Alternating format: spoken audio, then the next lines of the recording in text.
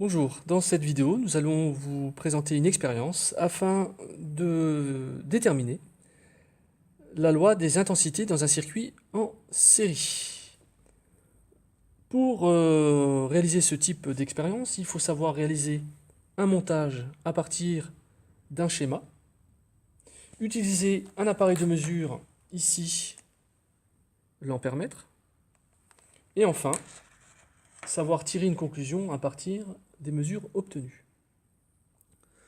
Pour réaliser cette expérience, nous avons donc réalisé le montage ci-dessus, correspondant exactement au schéma représenté sur le bas de la vidéo. Vous pouvez reconnaître ici le générateur, la lampe 1,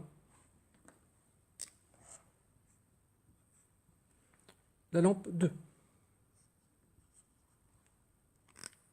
Vous pouvez remarquer que ces deux lampes se trouvent sur une boucle de courant unique. Nous sommes donc bien en présence d'un circuit en série. Pour déterminer cette loi, nous allons mesurer l'intensité à 3 points du circuit électrique.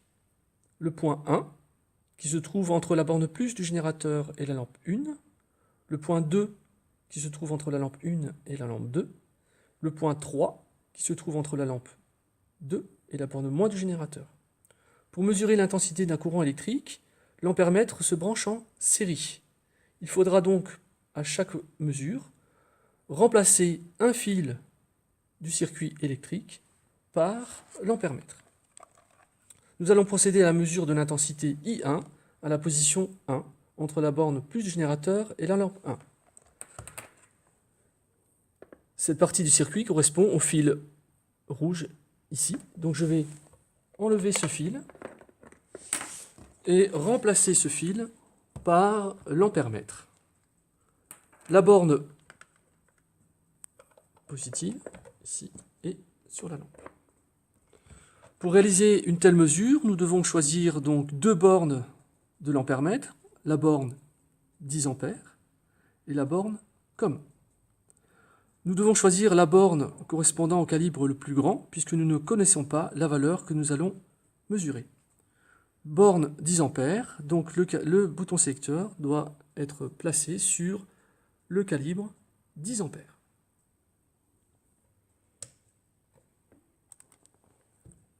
Nous mesurons une intensité de 0,05 ampères. Peut-on avoir accès à une mesure plus précise ? 0,05 ampères correspond à une valeur de 50 mA. Je regarde les calibres proposés autour du bouton sélecteur. On nous propose le calibre 200 mA. Nous pouvons donc faire une mesure plus précise avec ce calibre. Pour ce faire, nous allons changer la borne de mesure. Donc de la borne 10 ampères, je choisis la borne 1000 A. Et avec le bouton sélecteur, je sélectionne le calibre 200 mA. Et nous avons donc une mesure plus précise de 52,3 mA. Je vais réaliser la deuxième mesure. Pour ce faire, j'enlève l'ampèremètre. Je replace le fil précédemment enlevé. Et je vais mesurer donc l'intensité du courant entre la lampe 1 et la lampe 2, c'est-à-dire le courant qui circule dans ce fil. J'enlève le fil et je place mon ampèremètre.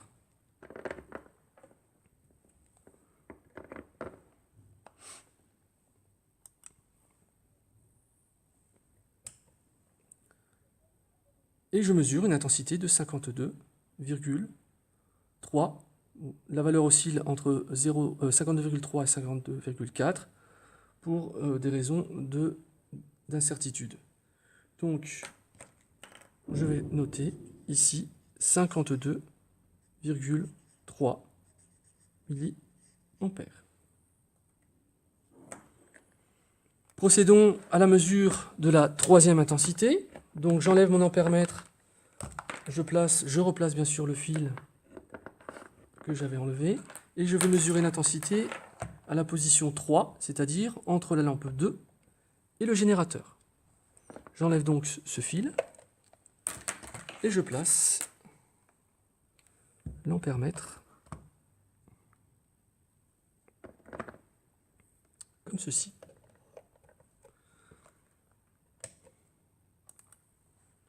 Et je mesure une intensité de 52,4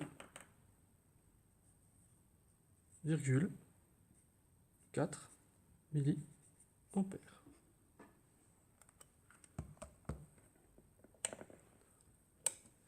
À la lecture de ces trois mesures, nous pouvons constater